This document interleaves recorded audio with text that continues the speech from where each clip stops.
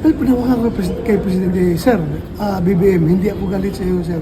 At alam ko rin na wala kang personal na galit sa akin. Ako ngayon ay umaapila sa iyo na sana alagaan mo ang bawat Pilipino na hindi madala sa ibang bansa.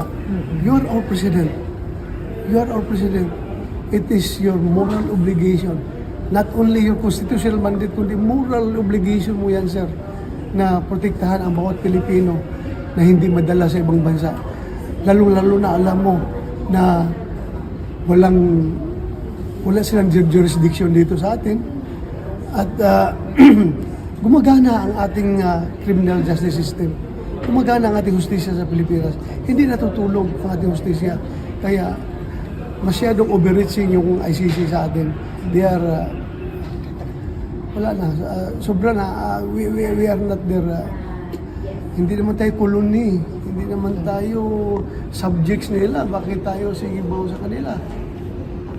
When you say na harapin ko yung kaso dito sa ating Pilipinas, ikakagalak ko yan, ipagmamayabang ko yan, harapin ko dito sa ating bansa. Pero kung sa ibang, dito sa ating bansa, kung sa ibang bansa naman, kahit siguro siya, nag-iisip rin siya na baka darating rin ang araw na ikaw rin, Sir, ay malagay sa sitwasyon ko, malagay sa sitwasyon ni Pangulong Duterte. So yun lang, apila ko sa iyo, Sir.